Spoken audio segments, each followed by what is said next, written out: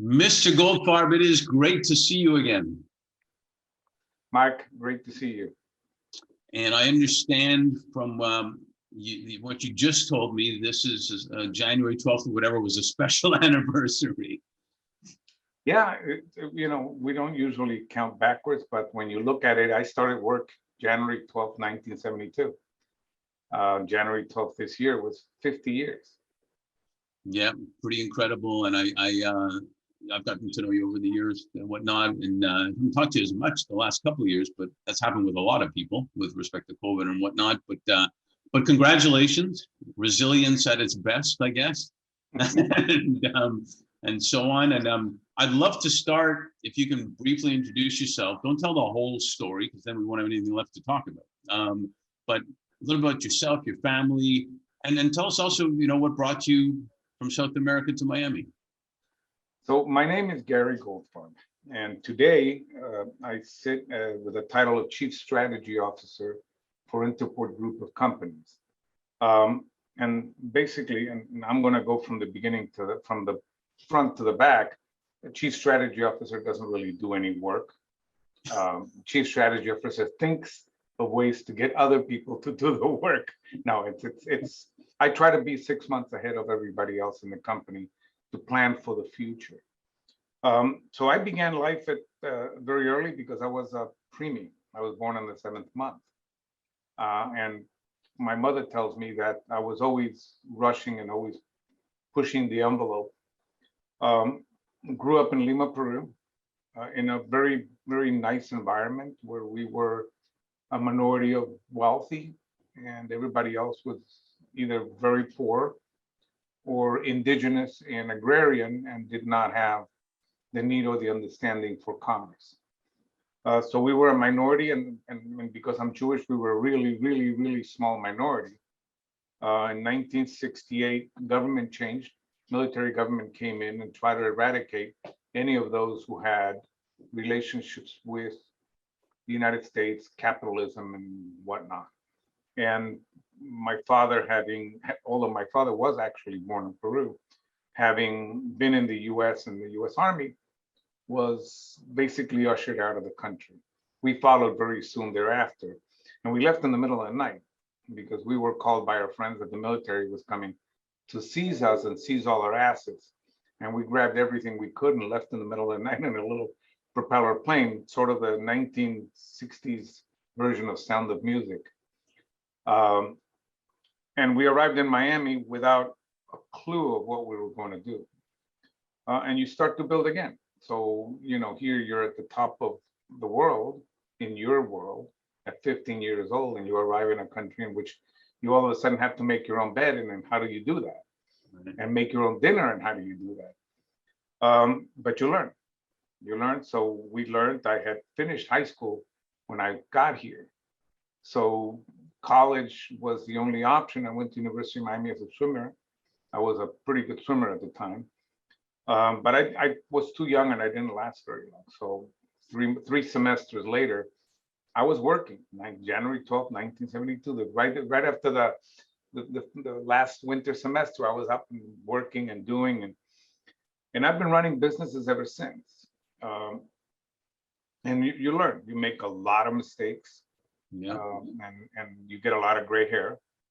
Well, I have both of those in ample quantities.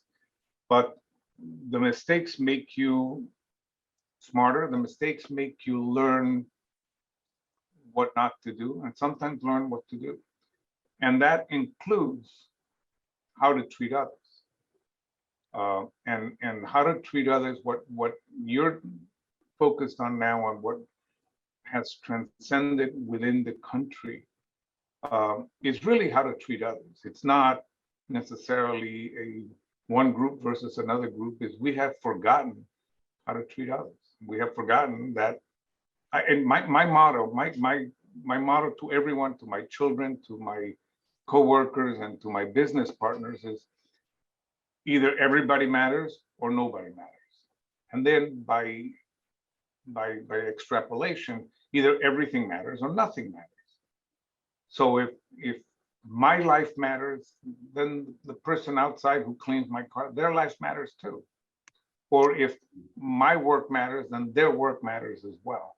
And if you take that attitude, you have a very successful life because people react to the way you treat them. And I've had so far a pretty successful life, even though I didn't finish college and even though I don't have, a master's degree or a PhD from somewhere. Yeah, no, you raised great points, which I'll even touch on a little bit after. But um, going to college is not the be all and end all of success, number one, and that's been shown even more so these days. That's not the only definition.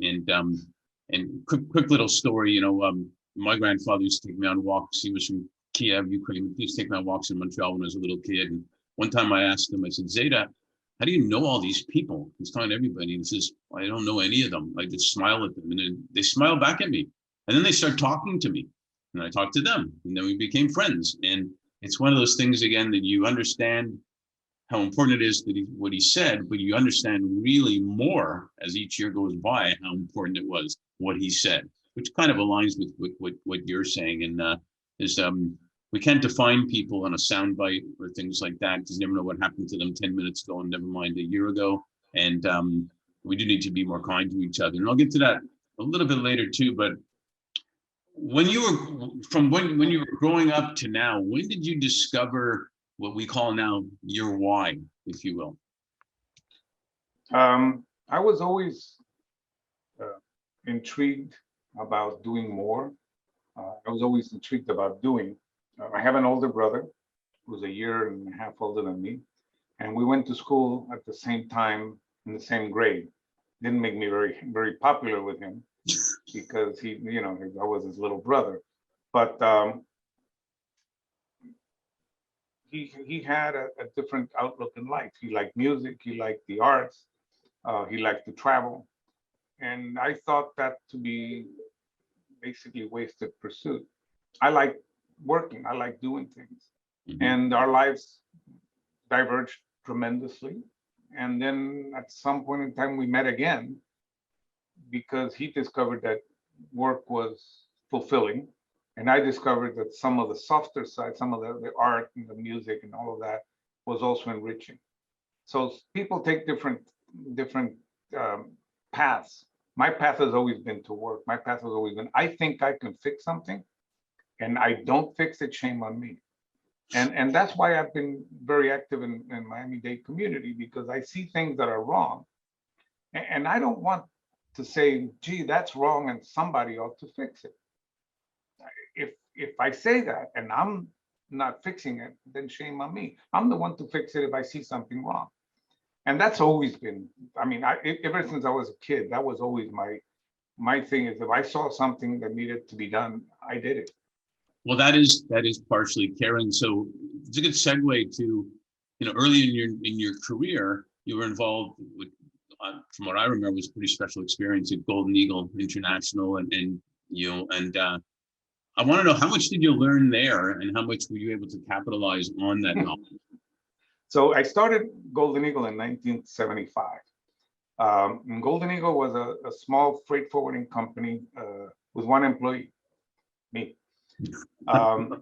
Yeah, and I had to learn how to drive a forklift. I had to learn how to load a truck or not load a truck. And the first crate that I made for somebody else's personal effects, I made it inside my warehouse, and I realized it was too big. I couldn't get it out of the warehouse.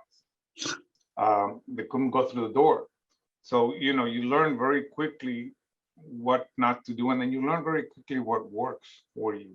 I was very successful, and by 1992, I had taken Golden Eagle public on NASDAQ. We were one of 4 or 5 freight forwarders at the time that had been able to do that. And I did it because my father told me, you'll never get it done. My father said, you're too small, you never finished college. What makes you think you can get it done? And I showed him, and I think that's what his intent all along, but he never answered that question. but I did. I was able to take it public, and then we started acquiring companies and ended up with facilities all over the world. And Golden Eagle was a very industrial forward. We would get in the middle of the industrial production with Airbus Industries, with York International, with Otis. We were very, very hands-on and more like a 3PL today than back in those days. And we did very well, but it got to a point where I was on a plane pretty much every day, all day long. And it wasn't the life that I wanted. I had 3 sons and a wife that loved me, but only on the weekends, because during the week they didn't see me. So I hit a wall on a plane back from France. We managed the just-in-time manufacturing facility for Airbus Industries, which was really impressive at the time. Yeah. And I was on a plane back from France, and I basically hit a wall. I said, what am I doing here? It's Friday evening. I'm an observant Jew, and I'm trying to get home. And what am I doing all of this for? So then we went and sold the company to US Freightways, and then US Freightways sold itself to Yellow Freight very quickly. And I was the CEO, and you can't run a company, buy a company and keep the CEO there, because he'll never let you run the company the way you want to run the company. So it was a foregone conclusion that I was going to leave. And I went and started doing consulting to teach others what I thought I knew. And I found out that I didn't really know that much. And the worst part is I didn't know anyone, because I was so busy running my own company that I hadn't made an effort to meet others. And that became very useful to me later on. So at some point in time, and I've done a variety of things, we're just going to take pieces, but at some point in time, I got the opportunity to acquire the Miami Free Zone, which is where we met. And Miami Free Zone was a foreign trade zone. At the time, there were traditional foreign trade zones, meaning, high fences, barbed wire, security guards, all of that, in Miami, which was broken. We had gone through the initial .com era or .bomb era, and the people that originally owned Global Crossings had bought it and wanted to turn it into a cyber station. Well, that failed, and now you had a foreign trade zone that really wasn't functioning. It was 25, 30% occupied. So we were able to buy it for the cost of the land, pretty much, a 1 million square foot facility. And one of the investors was Magic Johnson, basketball player. Really, really, really, really bright individual. I mean, incredible. But he had a social aspect to him early on. One of the first ones that said, hey, it's not just about you. And he kept on asking me what organizations I belonged to and where was I donating my time, and I wasn't. So as for a commitment, you need to be involved within the community, because if you're not involved within the community, you're not going to be beneficial to us as investors. The 3 years down the road, the Miami Free Zone was an incredible success with a waiting list, not just a full, but a waiting list. And you're talking about 1 million square feet. You're talking about the difference in between losing $200,000 a month and making a profit of $250,000 a month. And I was involved in various organizations, Greater Miami Chamber of Commerce. I was on the board of the Beacon Council, which is our economic development organization, so on and so forth. We, like everything else in life, they got an offer to sell the Miami Free Zone at twice what we paid. That was a big number. So everybody said, okay, we're out, and you guys have done a great job. Congratulations. We got the award for Company of the Year from the Beacon Council, and I think that you were there. Absolutely. Yeah. So we have this award, and it was like the Marlins. We won the World Cup, and the team got sold. But it was a good thing. But it taught me that I needed to get involved.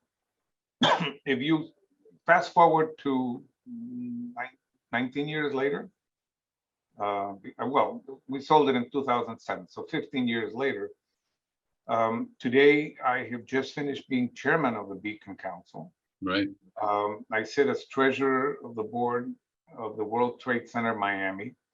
I chair or sit on many boards within the universities, have created various schools of business within the universities and the high schools.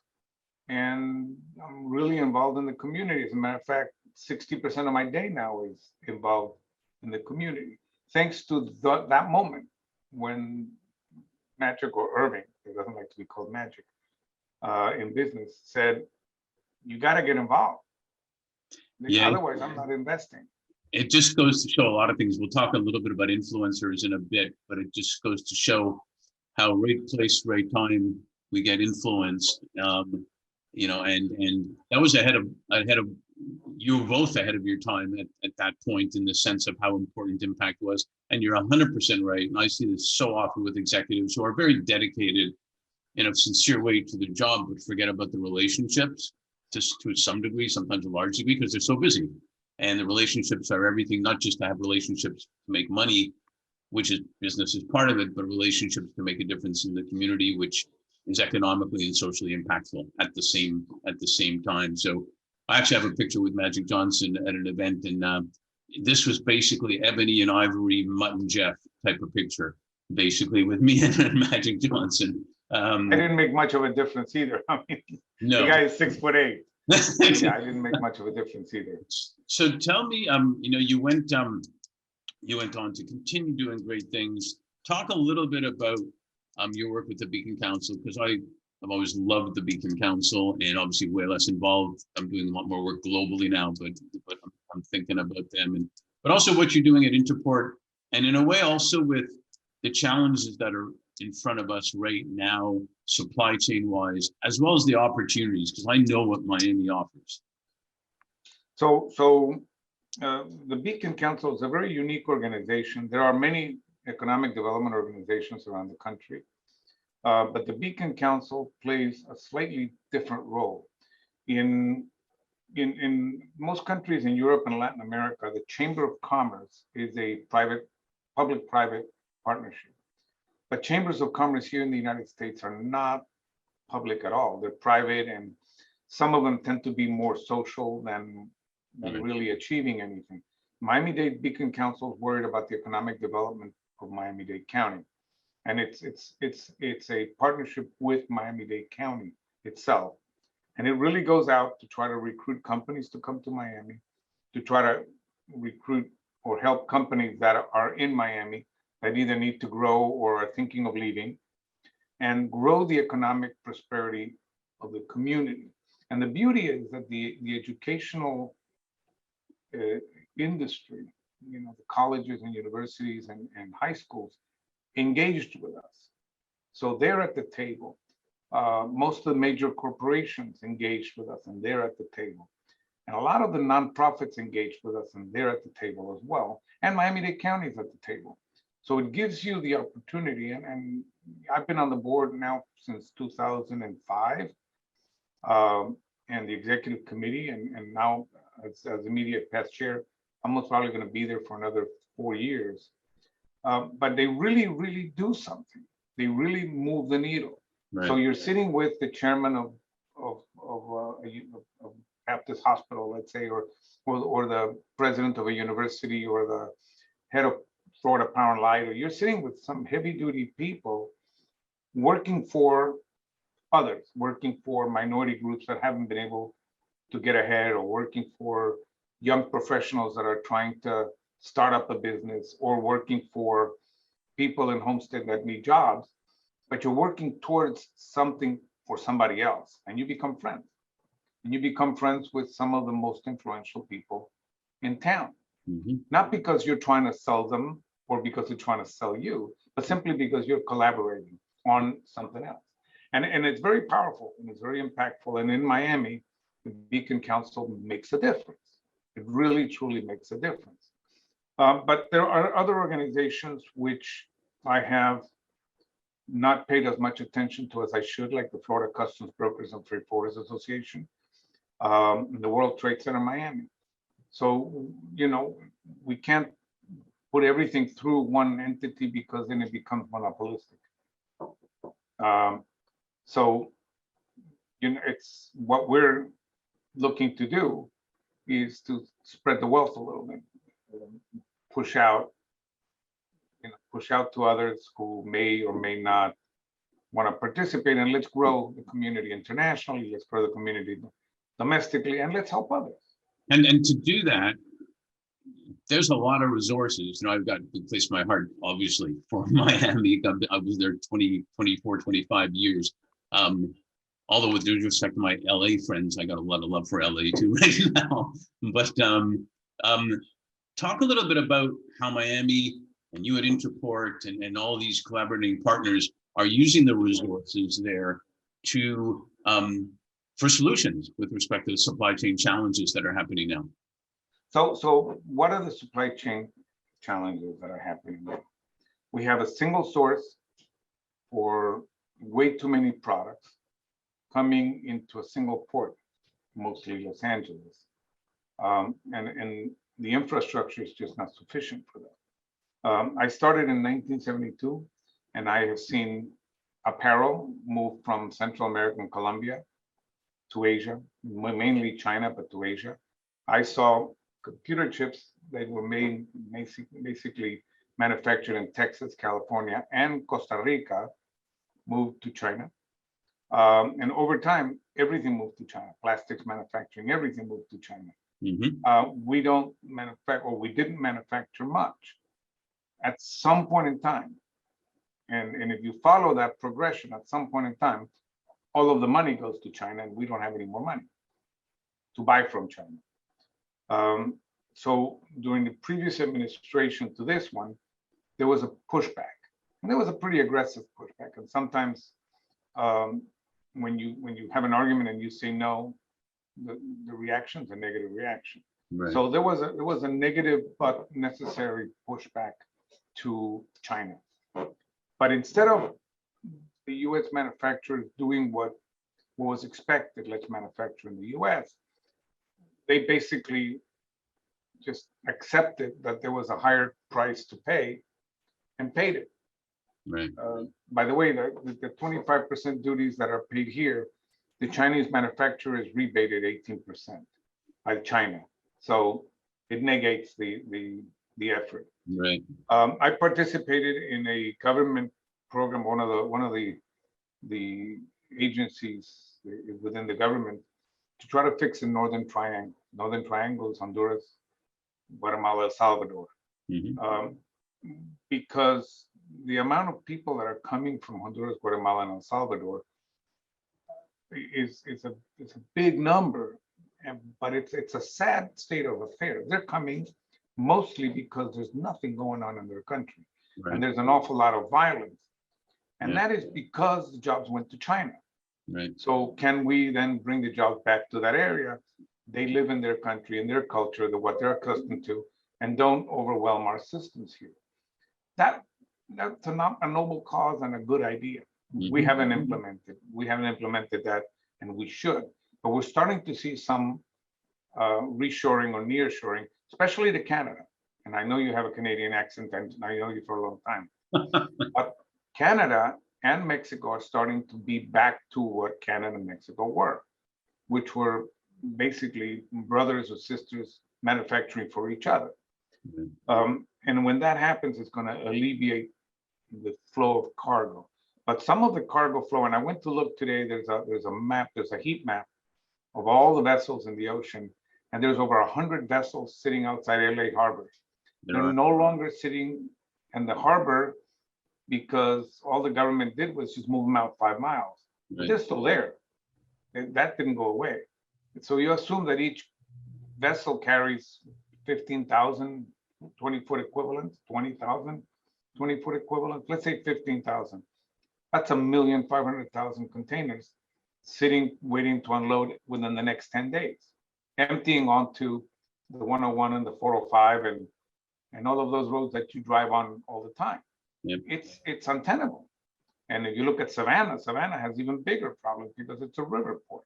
Right. So there's even vessel congestion in Savannah. And Miami has some challenges, although we have a better environment because in the East Coast, the vessel doesn't unload everything. The vessel unloads a few containers and moves on to other East Coast ports. But that move doesn't really have a solution unless we reduce the amount of dependency on China, because they're going to just continue to flood our market with whatever they can flood our market to not allow us to go and manufacture domestically, which is what has to happen. Plus the great part of that, and I'm probably repeating a little bit what you said, but I think it's worth repeating, is number one, the Northern Triangle is like right next door, give or take, to Miami. Right. The labor is dedicated, less expensive, etc. Miami's got the port and the airport close by to each other. I mean, I'm not working for the Chamber of Commerce here, but I'm just saying things that will help the country even by leading that. Right. One of the only communities that actually has an airport, a seaport, and a very active rail line, all converging in the same place. So what do we do currently? We currently move a substantial amount of containers every month for many companies in the US as well as Central and South America. So every night we have a group. Interport has about 120 employees domestically and maybe another 50 internationally. And we have a group made of domestic and international employees that deals with Asia. And every evening we purchase cancellations from other companies. So when the manufacturer can't meet production because of COVID, and yes, there is heavy COVID infection and have been in China for many, many years, for the last 2 years, they don't talk about it, but yes, factories close because they can't meet production. But they have a booking. So when that happens, the booking cancels. We've been purchasing the bookings at night, all the canceled bookings at night, and then distribute them amongst our clientele for them to be able to get their ready orders moving right away. And sometimes we tell them after the fact what it's going to end up costing them, but there's a certain amount of trust that we've developed with them. We have all of their purchase orders and we're in touch with all their manufacturers. And when we see cancellations, we stick our customers in there. And our customers are moving their freight. Sometimes a little more expensive than they would like, but our customers are moving their freight. Some of our automotive parts customers have been not moving the freight because the value of a container of automotive parts is about $35,000 and the value of the freight is $25,000. Yeah. You're not going to be able to sell it. Right. But as this system took hold, we've been able to move some of their old purchase orders because at some point in time you run out of product. You don't have product, you're out of business. Yep. So we try to solve the problem that way. Sometimes we use alternate ports like Houston, New Orleans, Port Everglades, maybe Jacksonville, to try to unload where there's less congestion. But we're finding solutions. It's extremely expensive, unnecessarily so. And I think at some point in time when this is more calm, somebody needs to study why the rates went so high and who manipulated that, because it's a manipulated event. Was it China or was it the steamship companies? The steamship companies are reporting record-breaking earnings. And they say, well, there's nothing we can do. We can't lower the price of freight. But yeah, we just made $1.8 billion for a quarter. I don't know about that. My math tells me that somebody's manipulating us. Yeah, it's a big part of the which relates to a whole other conversation. It's a big part of how should capitalism be defined, and if we're all for making money, but also doing good for the community at the same time. And I think what you're talking about there with Latin America, South America, and even including Canada to some degree, it makes total sense for so many aspects that you've said: social impact in those countries, dignity of a job, supply chain to us. I mean, and not being dependent on China. I mean, there's so many positives there that I think definitely have to be explored. But I want to move on a little bit. I know you've got I believe you have another venture that you're raising capital for, another thing you're involved in. Are you able to share that, or is that top secret? Yeah, I have several ventures actually, but the one that you're referring to is a company by the name of Catalyx. And it's intended to be a catalyst for proper logistics information for the pharma industry. And what happens in the pharmaceutical industry, and we move a pretty decent amount of pharmaceuticals. What happens in the pharmaceutical industry is that there's no one entity that has the information from cradle to grave or from beginning to end, when the raw materials begin until the product is delivered. And sometimes if it's clinical trials, 6 months after delivery, when you have to follow up with clinical trials. It's all pieces. So the manufacturer of the raw materials has a system who gives it to manufacturer of the final product, or maybe a trucking company, and everybody's tracking their piece, but nobody's tracking the whole event. And using GPS devices and using IoT devices, we have created a system that tracks everything. Why? Because the pharmaceutical companies have requirements, compliance requirements that are pretty strenuous, Right. but yet they hand freight over to a freight forwarder. The freight forwarder sees their responsibility only beginning when they take control over the freight. And if an airline or a steamship company or a trucker does something wrong, they say, well, we have to file a claim.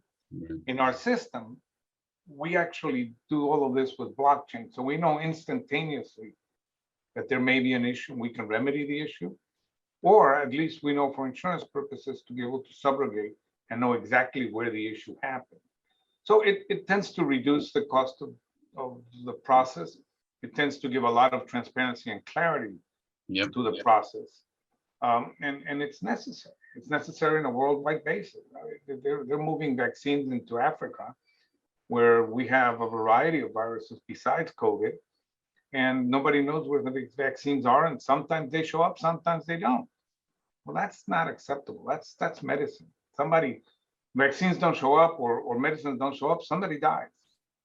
Yeah, somebody's got them, or they're just sitting there. And we do a lot of work in blockchain, and that could be a whole other panel in itself. But it definitely, from cradle to grave, creates transparency, creates record of everybody that should be involved or is involved in what's going on. And it's only going to grow. It's taken a tiny bit of time, but not like most things hasn't, but it's taken up a time at a time. But it's full speed ahead now on blockchain. I think what you're doing there is really important, including I know when the vaccine went out, there were some requirements, as you get paid when it's delivered and by a certain time, or so many are delivered by a certain time. And if you don't have record of this and able to keep track of it and move it along, it's going to affect people without. We move a substance that's used for infusion for women after breast cancer operation, and the substance has to be at a temperature minus 30 degrees Fahrenheit. That's a pretty cold temperature. Yep. Sometimes an airline unloads it and sits on the tarmac for 30 minutes. It might have lost temperature. Nobody knows. There's no way to tell it, or the people that know aren't telling, because there isn't an honest blockchain is an honesty system. It's basically everybody has to own up to be responsible. And then you inject that into the patient's medicine that has had temperature excursion. You may be causing more problems than fixing. Absolutely. Why are we doing that? Well, there's technology to be able to guarantee clarity. Yeah, well, it's a combination, and again, that's another panel. It's a combination of, what's good for business should be what's good for the community, and vice versa. And it's not far-fetched by a long shot. So let me go to a couple of last things here related to that. It actually has taken decades. I've seen it for leaders to realize that the more they align their budgets, their marketing dollars, their investment dollars, their philanthropic dollars, et cetera, with impact is clearly now vital, as we've talked about a little bit, to not only attracting talent, but keeping talent. And it's really good for business too. So what I wanted to ask you is, what role do you think leaders, not to be cute, but leaders who care should be playing in considering the financial, physical, and mental well-being of their talent, the people that they have as employees?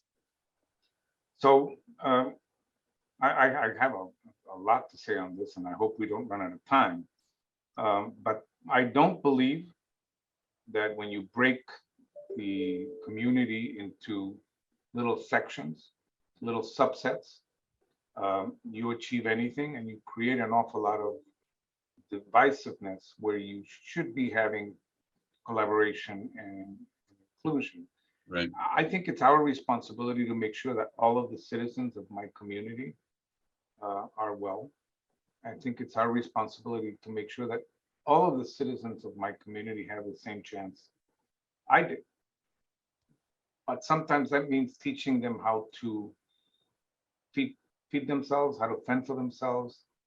As you know, I provide an awful lot of support, mentoring to folks in the community that may be from a different background, and whether it's skin color, race, religion, nationality, doesn't really matter. The moment I start separating, well, you're this and this American, or that and that American, or I'm a Peruvian American of Jewish background, I mean, you eventually segment it so much that we can't talk to each other in decent terms. It's our responsibility to make sure that those who can't learn how to do, not give them a handout. And I work very closely with several organizations within Miami's Black community. They have a tremendous distance in between them and the trade and logistics community, which in Miami is a dominant industry. And there's no reason for that. They've never been included, they've never been invited. But we're running courses and we're trying to teach in the high schools trade and logistics, what's going on internationally, how does the port work, how do the airports work? Because when they're able to participate as a community, then you'll have business owners from that community, and then that will begin and sponsor itself and roll out itself. We miss the boat when we try to segment everybody. So in Interport, you will never see anybody being hired because of a quota. You'll never see anybody being hired because of who they are, but what they can achieve and their desire to work. So our chief financial officer is a woman, but she was a woman even before this inclusion stuff started. Really? The head of our import department, customs broker, is a woman. In our industry, about 50% of the businesses are run by women. Mhm. But it always has been, not because it was mandated or somebody else told us, well, you need to do this or you need to do that. But if we don't help them, it's the same as if we don't help Central America. It's exactly the same thing. If we don't worry about Central Americans being safe and able to work in their country, they're going to be in our doorstep. Right. So if I don't worry about the poorer communities here, or the communities that have been ignored or left behind by one reason or another, at some point in time, I'm going to have them in my doorstep looking for help. Yeah. So And then it's too late. And then it's too late. So, Yeah. you need to get involved. Your community is your responsibility, not just your business. yeah. In other words, recognizing that you need to take care of their financial well-being, their physical well-being, their mental well-being. It relates to, having dignity of a job. It relates to caring about others. That shouldn't be the reason. It shouldn't be the reason for business you do it. But the extra incentive is it does help your community. Like the people aren't on your border, we have to support them. There's not crime. There's not, dropping out of school. It's a domino effect, which basically I'm agreeing with you that it's all for the good. I mean, business and caring for community are all intertwined. There's no doubt about it. And I go into the high schools because I created, with Miami-Dade schools, I created 5 trade and logistics high schools. Mm-hmm. Not magnet programs, but actual high schools that teach you the business of trade and logistics. When you graduate, you can go to work. And I go talk to the students pretty regularly. And some of the students tell me that they're now able to work after hours at a Publix, but not in the store as a cashier, which is basically the lowest paid program, but in the warehouses and order processing, and they're getting jobs at $15 an hour, high school students, and $17 an hour and $20 an hour. A lot of our students are going into Amazon, and Amazon joined our program. Amazon said, this is the greatest thing. Let's work together. So I think it takes, somebody has to take the first step. But once you take the first step, I think it takes all of us to go in and do what's right. If either nobody matters or everybody matters. Yeah, 100%. One thing I will talk to you about, either on another panel like this or live, is a major program we're doing across the country now on workforce development and untapped talent. Because you're 100% right, about that. Let me move towards somewhat of a conclusion here, but I could go on for a long time. But as we say in LA, you keep them wanting for more, so you have a sequel that you can put out there, basically. So, my grandparents, who were from Kiev, always used to say, as long as you have your health, that's the most important thing. That was the thing. And then they said, and education, but health was it. And it wasn't branding, or it wasn't a slogan. It was real life type, because they knew what it was like not to have your health. So considering everything that's going on, Mother Nature is not happy. She's throwing everything at us at the same time, so we can get it. Technology is still moving super fast. Racial justice, a whole bunch of stuff. Kind of a general question, I guess, but have you seen, quote unquote, an awakening, people in general, about what's really important? I've seen a variety of things. I've seen the remote working be a very positive step for some people, and their marriages improved, and their lives improved, and their family lives improved. And then I've seen remote working cause a certain amount of lowering expectations. And lowering expectations is a very dangerous thing. Right. Because when I expect less of you, you're going to produce less. Yeah. My grandparents or grandparents were from Proskurov, right near Kiev. And so today there's gold farms in that region. And they all left and jumped on the first ship that they could find. And they were spread out throughout Latin America. These people arrived with nothing, but they knew that they had to work to survive. And they knew that they had to create something. They couldn't just live off the fat of the land. And I think that's that's the message that has to resonate with everyone. Did you add something today, or were you a negative to something today? And if you live that way, and if you push everybody else to live that way, what did you add today? I think everything gets better. We have in South Florida, we have a real problem because sea level rise is a real issue. Absolutely. And we are ground center, right? So what I've been speaking with the mayor and various people within the community about is, we need to fix it anyway. Why not attract the business of sea level rise and the business of sustainability, sea level and drinking water, to Miami-Dade County, and become a center for excellence with it? When we brought in Art Basel, we became the biggest art fair in the world. Whatever we bring, whatever we plant here, grows. So why not go out? We're going to have the problem anyway. We already have salt intrusion into our aquifer, which is a real problem. So why don't we make it a center of excellence? And everybody's listening, by the way. And we are actually driving towards that goal of how do we fight. I don't know how sea level happens. I don't know if the science is 100% how one side says or how the other side says. Doesn't really matter, because I don't pollute in China, but I have the water here. What do I do with that here? Well, that's another topic. We can definitely. No, but it's a business. It becomes a business. So we're pushing that. We're pushing. Let's fix our problems, and maybe in fixing them, we become a business out of it. Absolutely. Again, it goes together. If business leaders care about what's important, then it usually turns into good financially, physically, and mentally for people, like real human beings. So last point on this part, and I love the conversation we're having, and there's not a lot of people I would go way over time for, so you're a pretty special guy. Tell me, a client once told me in 2021, he was talking about 2020, and he said, Mark, 2020 was a year that flew by slowly. And I had to think about it for a minute because it's a sweet and sour thing. It flew by slowly. But he made us think back then, and I'm thinking now, what are you most grateful for after these last couple of years we've gone through, and what are you most hopeful for the future?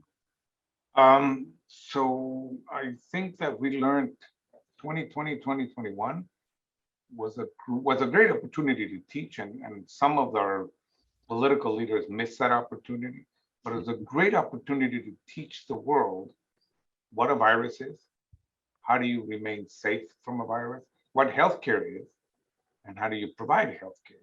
We some of us have learned, and I think I have learned a lot more about the virus than I really cared to learn back in 2020. But it taught us that people really matter. Yeah. And yeah, 2020, 2021 for Interport were great years because there were a lot of problems. And when I fix the problems, I make money. Right. And there's no problems, I don't make money, right? But it also taught us to take care of our employees. Many of our employees now work remote or at least split the shift. And it taught us that life really matters. That when you get the virus and you die, it's not a good thing. Yeah. So, you know, yeah, 2020, 2021 flew by. For us, it seems like one whole block. Miami never closed, and we're an essential industry. So we've had to work overtime just to keep merchandise on the shelves. It's, you know, the virus is a fact. There's maybe a reckoning that we haven't been very careful with our human to animals interaction and our health cleanliness, and you know, we need to do better globally, worldwide. We need to do better. Yeah, I think Mother Nature, as I said, is just hoping that we don't have short memories and has to do this again because it would be a bigger tragedy if we didn't learn from it than it already was. Thank you so much for sharing all that. You're a star. It's great to spend this much time again with you, and I really appreciate it. Thank you very much.